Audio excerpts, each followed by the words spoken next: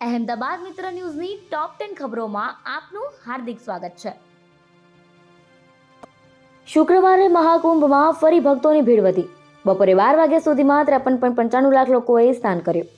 આજે શુક્રવારે મહાકુંભમાં ફરી ભક્તોની ભીડ વધી રહી છે। બપોરે 12 વાગ્યા સુધીમાં 53 લાખથી વધુ લોકોએ સ્નાન કર્યું છે। 3 દિવસ પછી પ્રયાગરાજના રસ્તાઓ ફરી જામ છે।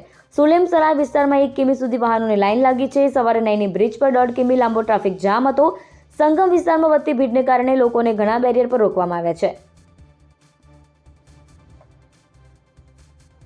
આવતીકાલથી સીબીએસઈ બોર્ડની પરીક્ષા શરૂ। આવતીકાલથી દેશભરમાં સીબીએસઈ બોર્ડની ધોરણ 10 અને 12ની પરીક્ષા શરૂ થવાની છે। અમદાવાદમાં પણ ધોરણ 10 અને 12ના 14,281 વિદ્યાર્થીઓ પરીક્ષા આપવાના છે। આ વખતે સીસીટીવી પોલીસમાં ફેરફાર કરવામાં આવ્યો છે। 240 વિદ્યાર્થીઓ દીઠ એક સીસીટીવી મોનિટરિંગ અધિકારીની નિમણૂક કરવામાં આવી છે। આ વર્ષે ઉનાળો ગુજરાત રાજ્યોને પરસેવે રેબઝેબ કરશે। ગુજરાતમાં ગરમીની શરૂઆત થઈ ગઈ છે, ત્યારે દિવસ દરમિયાન કાળઝાળ ગરમી અનુભવાઈ રહી છે। રાત્રે લઘુત્તમ તાપમાન ઓછું રહેતા ઠંડક અનુભવાય છે, પરંતુ હવામાન વિભાગની 7 દિવસની આગાહી મુજબ લઘુત્તમ તાપમાનમાં 2 થી 3 ડિગ્રી સેલ્સિયસનો વધારો થવાની શક્યતા છે। આ વચ્ચે ફેબ્રુઆરી મહિનામાં રાત્રે દરમિયાન પણ ગરમીનો અનુભવ થશે, એટલે કે ગુજરાતવાસીઓને ફેબ્રુઆરી મહિનાથી જ એસી અને કુલરની જરૂર પડી શકે છે।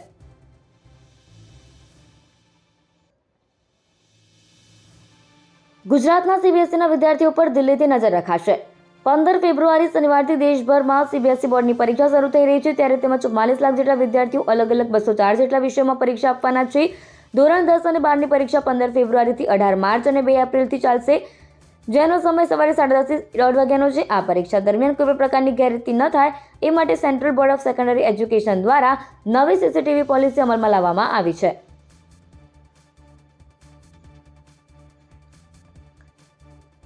વેલેન્ટાઇન ડે સેલિબ્રેશન માટે હોટલ કેફેમાં ખાસ અરેન્જમેન્ટ। 14 ફેબ્રુઆરી એટલે વેલેન્ટાઇન ડે। અમદાવાદમાં કપલ્સ આજના દિવસની યાદગાર ઉજવણી કરી શકે એ માટે હોટલ, કાફે અને ક્લબમાં ખાસ તૈયારી કરવામાં આવી છે। લવ થીમ પર ડિનર વિથ ડાન્સના ઠેર આયોજન કરાયા છે, જેના માટે કપલ્સે 3,000 થી 6,000 રૂપિયાની ચૂકવણી કરવી પડશે। એલજીબીટીક્યુ સમુદાય દ્વારા પણ અમદાવાદમાં ઉજવણી કરાશે। તો બીજી તરફ આજના દિવસે ગુલાબોની ડિમાન્ડ વધી જતા બજારમાં એક દિવસ પહેલા જ ભાવ 4 ગણા થઈ ગયા છે। આધાર કાર્ડમાં એડ્રેસ બદલી ચાઇનીઝ ગેંગને મદદ। અમદાવાદ સાયબર ક્રાઇમ દ્વારા સાયબર ફ્રોડ કરતી એક ગેંગના 11 સભ્યોને પકડી પાડવામાં આવે છે। આ ગેંગના સભ્યો રાજસ્થાનથી અમદાવાદ આવતા હતા। અમદાવાદમાં આવી તેમના આધાર કાર્ડમાં એડ્રેસ ચેન્જ કરાવી અલગ બેંકમાં એકાઉન્ટ ખોલાવતા। આવી રીતે 26 બેંકમાં ખાતા ખોલાવવાનું સામે આવ્યું છે। આ એકાઉન્ટ સાયબર ફ્રોડમાં ઉપયોગ કરવા માટે ચાઇનીઝ ગેંગને આપવામાં આવતા હોવાનો ખુલાસો થયો છે। એએમસીનું વર્ષ 2025-26નું 15,502 કરોડનું બજેટ રજૂ। રાજ્યની સૌથી મોટી મહાનગરપાલિકા એટલે કે અમદાવાદ મ્યુનિસિપલ કોર્પોરેશન એએમસીનું વર્ષ 2025-26નું વાર્ષિક બજેટ મ્યુનિસિપલ કમિશનર એમ થેનારેસન દ્વારા ₹14,001 કરોડ રજૂ કરવામાં આવ્યું હતું, જેમાં લોકોના સૂચનોના આધારે ભાજપના સત્તાધીશો દ્વારા ₹1,501 કરોડનો વધારો એટલે કે ₹15,502 કરોડનું બજેટ રજૂ કરવામાં આવ્યું છે।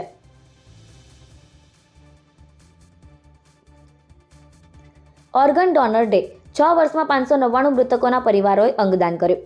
રાજ્યમાં અંગદાન માટે state organ and tissue transplantation organisation સોટોની રચના થઈ ત્યારથી અત્યાર સુધીના 6 વર્ષમાં કુલ 599 મૃતકોના પરિવારોએ અંગદાન કર્યું છે, જેના કારણે 1,853 લોકોને નવું જીવન મળ્યું છે। તેમ છતાં હજુ 2,485 લોકો ઓર્ગન ટ્રાન્સપ્લાન્ટ માટે વેટિંગમાં છે।